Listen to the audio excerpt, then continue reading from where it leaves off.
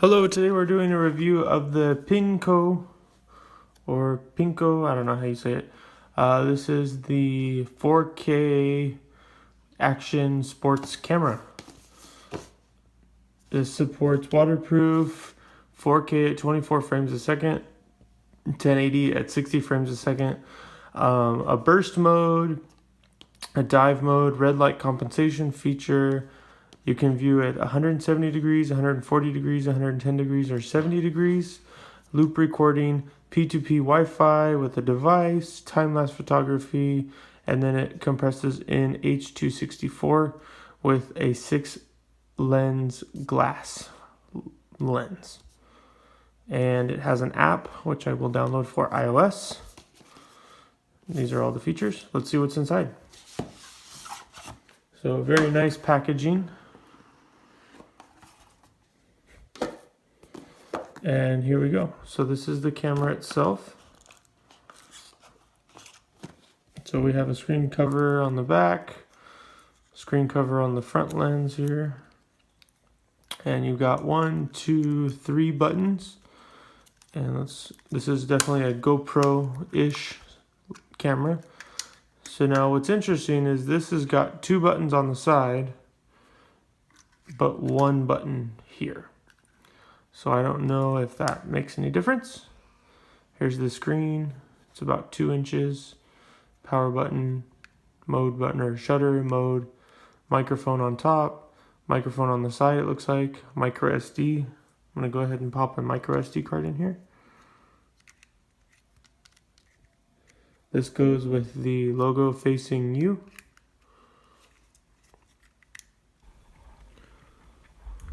There we go. We've got micro USB in for audio, for power, and mini HDMI for video. Another lens cover. Go ahead and turn it on. And we got a cool surfer guy. And there you go. So according to this, I got 6 minutes and 11 seconds. This is non-touch. And this is put it in the front arrow. Goes through different settings. Very nice UI. I'm gonna go ahead and push the menu button to get out of here. So here we go. So we've got movie, photo, time-lapse, burst, playback, and then setup menu. So let's go to the setup menu and see what it can do. So Wi-Fi, I think we have to use these little side arrows. That's what it is. So you have to, so these little side arrows, forward, backwards, forward, backwards. Okay. So I think what's happening is this button on the side here pushes one of these and then lets you scroll through the different options. So this camera looks like it has a lot of features. I'll have to play with them for sure. But I'm gonna go ahead and put this aside and let's go through the rest of what's in this cool white box. So we get the camera with a waterproof door and a standard camera mount along with a little adapter here. Set that off to the side. So we'll start with the little box. Very nice packaging. Go ahead and open this up. So inside the little box, we get one J buckle, one 90-degree extension. So this rotates the camera 90 degrees and extends it about 1 inch. One power supply, 5 volts. You get 2 flat mounts. Now these also double as strap mounts. So you can actually run a strap through here. And so you can use them as a helmet mount. And these also have a 1/4-20 mount in the middle. One of them does, the other one doesn't. So if you want a 1/4-20 mount, you get a flat style 1/4-20 mount. Go ahead and put these back in the bag.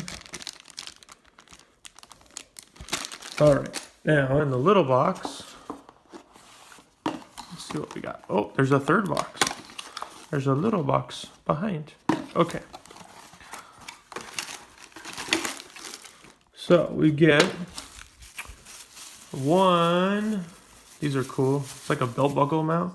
So this actually is good if like you're going to use the camera as a dash cam, because it's got a 1/4 20 mount here, and then it also has a screen mount here, and it has a 1/4 20 mount on the top as well, so dual 1/4 20 mounts. And then we also, I'll put that in later. We get, oh, this is the buckle end for this. So what this allows is, if you want to use this, hook it onto your belt, this slides in like this. You can also put this maybe like on a strap across your chest, and then you click your camera in, and then you have a nice alligator mount. Ow, this is very tight. Mount to clip onto your shirt, maybe a belt, something like that. We get a USB, micro USB charging cable. This is a non-waterproof because it has little cuts here. Back door. These are good for like better audio, but you still want to keep it in the case. We get a spare battery. This is just a 3.7 volts lithium ion at 10,550 mAh. 10,050 mAh, sorry. We get one just extension. We get a handlebar mount. And we get a, oh, this is like a combo mount here. What is this? Oh. So tripod mount and a 1/4 20 mount. Now this would be good if you're going to use this piece. I actually have this similar mount in my car. I use one of these style cameras as a dash cam. So basically you can put your mount on the window, and then you have this clicks in, and then this will turn on you. You can adjust it however you want. But this allows you to put the camera into just a standard mount, just like this. So you can actually take this regular mount, and this would be more, like GoPro calls it a skeleton mount. Come on, there we go. So basically I can take this, slide it into here, and then I can use this as a mount. And then obviously I would take off the little belt buckle clip. So then this is technically my skeleton mount that GoPro has, or they call it the frame. So cool little feature there. Okay, and we get a cool little foam. So this might be actually useful if you want to get any kind of like a heavier case. This is a good little piece of foam to keep, because look at that, it matches your camera, and then you have a nice little mold to keep your camera safe while it's in a bag. So that's kind of helpful. All right, oh, this isn't a box, this is just a cover. So instruction manual, straps, screen cleaner, Aluma cord, I don't know what these are called, I can't think of.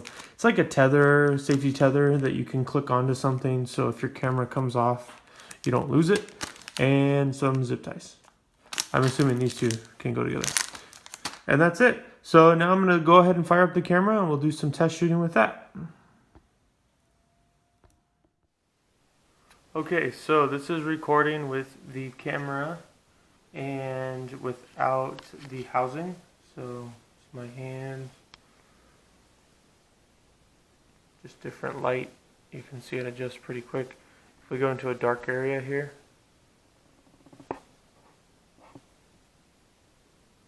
it's pretty responsive. It says it has a good low light. So I'm going to try and see if I can get it to replicate some sort of low light condition. But even as I move, like that part of the kitchen is pretty dark. So if I cover up the lens, I mean, it seems to be very bright.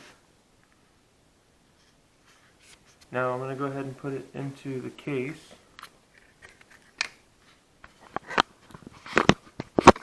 And I can't imagine we're going to get any kind of distortion.